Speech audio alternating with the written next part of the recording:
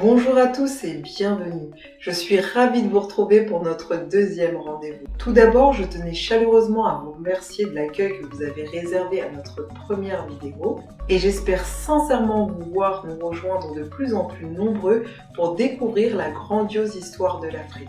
Pour cela, je vous invite à vous abonner et à communiquer autour de vous pour qu'ensemble nous puissions éveiller les consciences.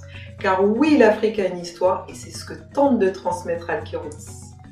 Aujourd'hui, nous allons à la découverte de la prestigieuse mais très méconnue civilisation Nok. Puis nous mettrons à l'honneur le géant de l'Afrique, aka le Nigeria, avant de revêtir notre tablier et de découvrir l'une de ses magnifiques recettes. Donc restez jusqu'à la fin et plongez avec nous dans l'histoire.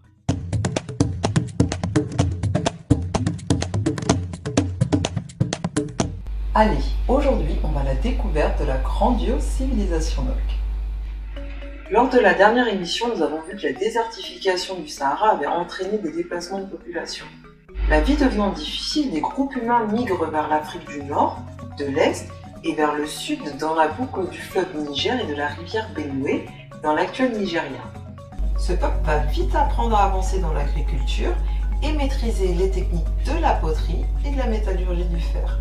En 1928, à la suite d'une exploitation d'un site de minerai par les colons britanniques, va être découvert un buste en terre cuite dans un petit village du Nigeria central. À la suite de cela va être exhumé une centaine d'autres sculptures, ce qui va mettre à jour une mystérieuse civilisation qui vivait sur ces terres des milliers d'années auparavant, la civilisation Nok. Cette civilisation est l'une des plus fascinantes cultures ouest-africaines qui a prospéré il y a des milliers d'années. On parle quand même de l'époque des pharaons et qui aurait duré jusqu'à 500 ans après notre ère. À ce jour, notre connaissance de cette culture et de son peuple est encore très limitée, mais une chose est sûre, c'est que la civilisation Nok a laissé derrière elle des vestiges fascinants qui nous permettent de retracer une première ébauche de leur histoire. Donc c'est grâce aux statuettes retrouvées sur plus de 20 sites différents que nous savons que le territoire de Nok a couvert plus de 500 km de long et 120 km de large et qu'il était situé dans la région du nord-ouest du Nigeria, plus précisément sur le plateau de Jos, dans la région de Nok. Je pense que là vous aurez compris d'où leur vient le nom. Et oui, ce sont les archéologues britanniques qui ont été les premiers à nommer cette civilisation d'après la région dans laquelle ont été découvertes les premières sculptures. Les sculptures étaient splendides, très détaillées, elles représentaient des hommes et des femmes avec les mêmes caractéristiques, à savoir des yeux en amande, des bouches charnues et des coiffures remarquables. Mais on retrouvait aussi des animaux ou encore des êtres imaginaires, et chaque figurine était un chef-d'œuvre unique. Alors ici aussi, on n'a pas de certitude sur l'âge des premières œuvres. Celles-ci sont estimées à environ 1000 ans avant notre ère. Par contre, le site sur lequel ils ont été retrouvés, lui, semble avoir été habité jusqu'à 5 millénaires avant notre ère. C'est donc à eux que nous devons les plus anciennes sculptures en terre cuite connues en Afrique subsaharienne. À ce jour, nous ne savons toujours pas à quoi étaient destinées ces sculptures, même s'il y a plusieurs théories qui ont vu le jour. Alors on suppose que c'était des objets de vénération ou encore pour orner les tombes des personnes importantes, mais cela aurait aussi pu permettre d'honorer les ancêtres pour obtenir une protection contre l'infertilité et une mauvaise récolte. Ce qui est sûr, c'est que ces sculptures n'ont jamais été retrouvées avec des ossements, ce qui permet de douter de leur utilisation dans les rites funéraires. La fouille des sites et l'analyse des trésors cachés de cette grande civilisation a aussi permis de mettre en lumière, en plus des chefs-d'œuvre artistiques, une production de poterie et d'outils en métal. Et toutes ces découvertes mises bout à bout ont permis de constater que cette société était organisée selon une hiérarchie. À travers la précision de leurs sculptures, on voit représenter des nobles parés de bijoux, ce qui nous permet de dire que le royaume était certainement dirigé par des nobles, si ce n'est des rois ou des reines. En tout cas, de manière certaine, il y avait des prêtres.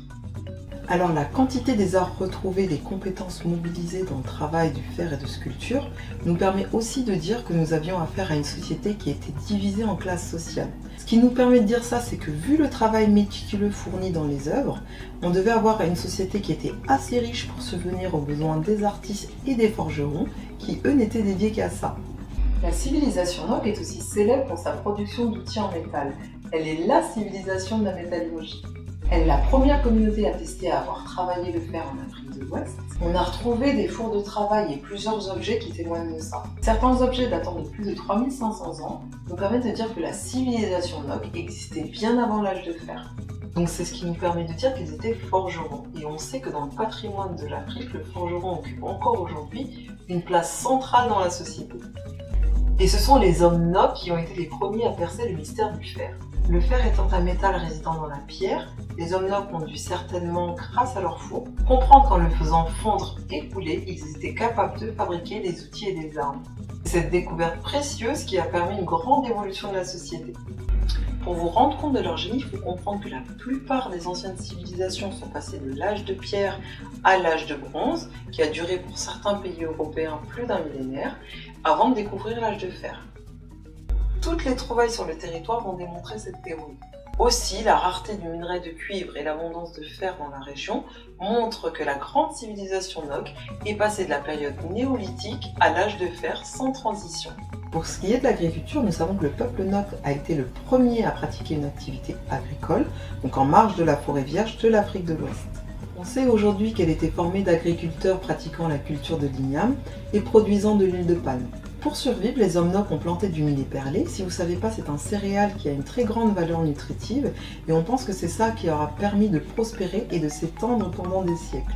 Le mystère de la fin de la civilisation Nok reste entier aujourd'hui encore. C'est un peuple qui a disparu brutalement et soudainement, soit à la suite d'une famine dévastatrice ou d'une épidémie, personne ne sait.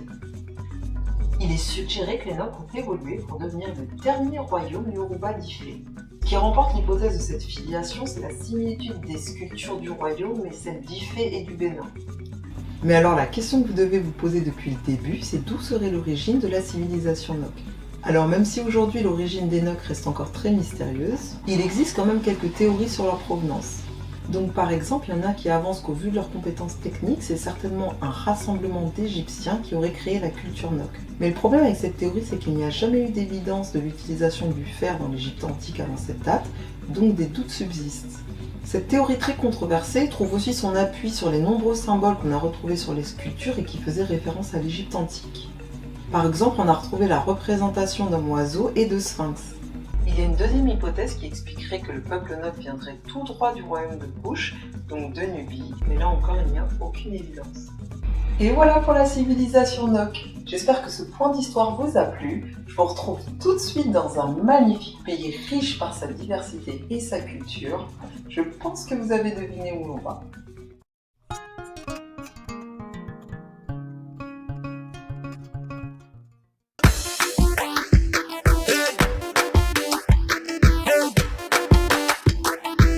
Bienvenue au Nigeria. Situé au sud du Sahel et le long du golfe de la Guinée, le Nigeria se situe au cœur de l'Afrique équatoriale. Depuis 1991, la nouvelle capitale est Abuja. Auparavant, c'était la mégalopole Lagos qui abrite aujourd'hui encore 11 millions d'habitants. Avec ses 220 millions d'habitants, le Nigeria est le premier pays d'Afrique le plus peuplé et il occupe la 7e place au niveau mondial. Aujourd'hui, un Africain sur 4 vit au Nigeria. Le Nigeria est une nation riche et variée. Elle compte plus de 250 ethnies et plus de 500 langues sont parlées sur le territoire, ce qui lui confère le titre de mégadiversité linguistique. 3 grandes ethnies représentent 2 tiers de la population. Vous avez les Haoussa et les Peuls au nord du pays, les Yoruba au sud-ouest et les Igbo au sud-est. Les 2 principales religions sont donc l'islam et le christianisme, qui sont représentés à part égale. Le nord du pays est plutôt musulmane et le sud chrétien. L'histoire du Nigeria est aussi liée à la traite négrière, puisqu'au XVIIIe siècle, Lagos était la ville où les Européens venaient se procurer des esclaves. Colonisé par le Royaume-Uni en 1880, le Nigeria obtient son indépendance le 1er octobre 1960. Son drapeau bicolore vertical signifie paix et richesse naturelle. La faune et la flore du pays est spectaculaire. Le paysage est varié, nous offrant ainsi des prises de vue à couper le souffle. Le mélange entre mangroves, plages, savanes et montagnes donne au territoire toute une richesse naturelle. Les nombreuses criques et rivières, notamment situées dans les différentes réserves naturelles, ont permis de préserver une diversité d'animaux sauvages. Vous retrouverez une forêt tropicale dense avec des savanes abritant des primates rares. Vous pourrez admirer des cascades sur les sites de Yankari et de Cross River. Si vous êtes amateur de papillons, vous allez adorer sa diversité. Et les sites de Sukur, Zoumarok et Osun Osogbo valent le détour. Le pays que l'on surnomme le géant de l'Afrique est la première puissance économique du continent et la 27e au niveau mondial. Il est le premier pays d'Afrique producteur de pétrole et de gaz naturel. Il produit aussi du cacao et récolte d'autres métaux comme le fer et l'étain et collecte du charbon. Malgré toutes les richesses du pays, seulement un quart de la population bénéficie des revenus du pétrole. Plus de la moitié des Nigériens vivent sous le seuil de pauvreté. Nous avons évoqué tout à l'heure la culture Nok, célèbre pour ses magnifiques sculptures. Elle n'a été que précurseur. Le Nigeria est aussi mondialement connu pour sa culture. C'est une nation d'artistes. Elle a eu en son sein plusieurs écrivains célèbres. Chinua Achebe, écrivain et poète qui a écrit par exemple Tout s'effondre. Nous avons aussi le célèbre Wole Soyinka qui en 1986 a reçu le titre de prix Nobel de la littérature. Plus récemment, nous avons l'auteur Chimamanda Ngozi, célèbre mondialement pour ses romans. La planète entière aussi danse sur les rythmes de l'afrobeat dont le Nigeria a le secret. C'est une fusion entre le blues, le funk et le jazz et le yoruba traditionnel. Mais on ne peut pas évoquer la culture nigérienne sans évoquer l'industrie cinématographique qui occupe la 2e place en termes de production de films. J'ai nommé Nollywood. Et voilà pour le Nigeria. Je vous quitte en musique. À tout de suite en cuisine.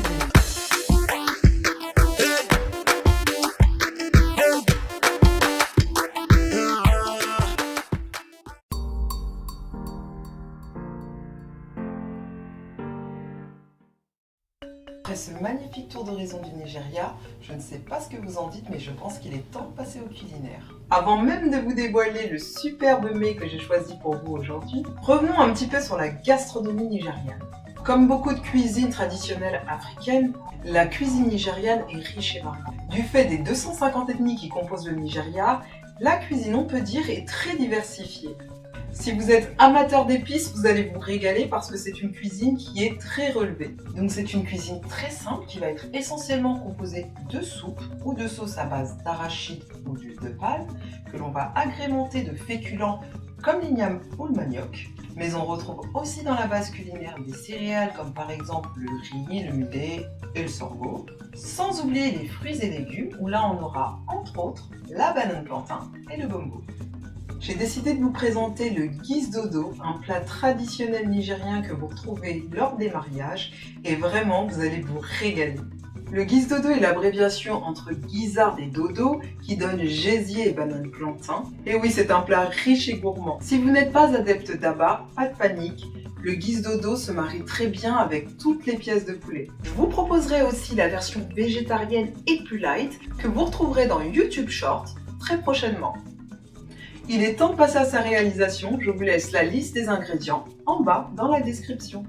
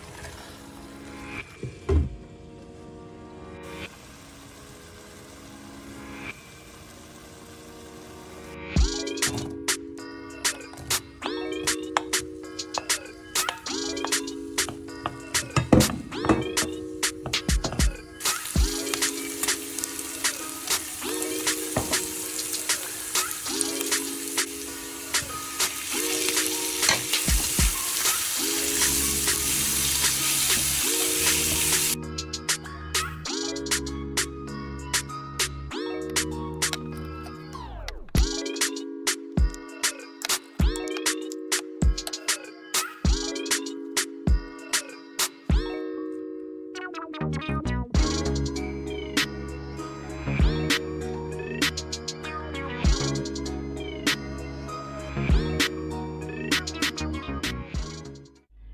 voilà le résultat. Allez, on goûte? C'est bien mérité. Bon appétit!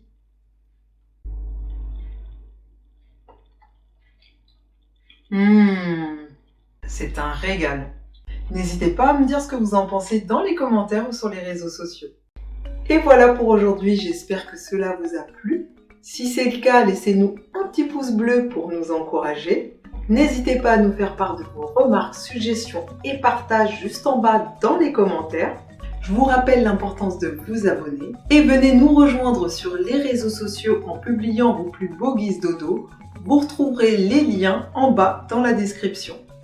En attendant de vous retrouver avec beaucoup d'enthousiasme le 6 mars, je vous dis à très bientôt.